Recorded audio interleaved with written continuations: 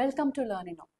BTech freshers aptitude ടെസ്റ്റിൻ്റെ സമയത്ത് പെട്ടെന്ന് എല്ലാവരും ഒന്ന് കൺഫ്യൂഷൻ അല്ലെങ്കിൽ ഒന്ന് ടെൻഷൻ ആവുന്ന ഒരു സംഭവമാണ്. ബിക്കോസ് നിങ്ങൾ സ്റ്റാൻഡേർഡായിട്ട് യൂസ് ചെയ്യുന്ന ഫോർമുല നിങ്ങളുടെ മൈൻഡിൽ ഓൾറെഡി രജിസ്റ്റർ ആയിരിക്കും. സോ നോൺ സ്റ്റാൻഡേർഡ് ഫോർമുലാസ് അല്ലെങ്കിൽ നോൺ സ്റ്റാൻഡേർഡ് ക്വസ്റ്റ്യൻസ് ചോദിക്കുമ്പോൾ you are in a confuse state to answer. So അതിനുള്ള ഒരു ഈസി ട്രിക്കാണ് നമ്മൾ നോക്കണേ.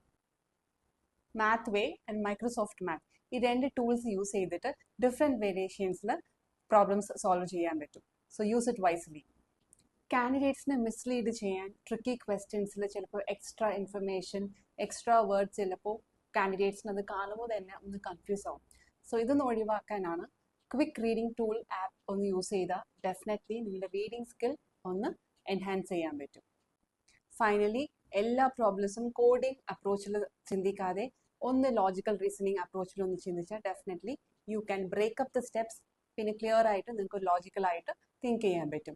സോ ഈ ഒരു ആൻസൈറ്റി മാറിയാൽ തന്നെ നിങ്ങൾക്ക് ഡെഫിനറ്റ്ലി ആപ്റ്റിറ്റ്യൂഡ് ക്ലിയർ ചെയ്യാൻ പറ്റും. Then comes the interview. ഈ പറഞ്ഞ കാര്യങ്ങളിലൊക്കെ ശ്രദ്ധിച്ച് ആപ്റ്റിറ്റ്യൂഡ് ടെസ്റ്റ് പ്രാക്ടീസ് ചെയ്ത് ക്ലിയർ ചെയ്യാൻ നോക്കാം. Happy learning.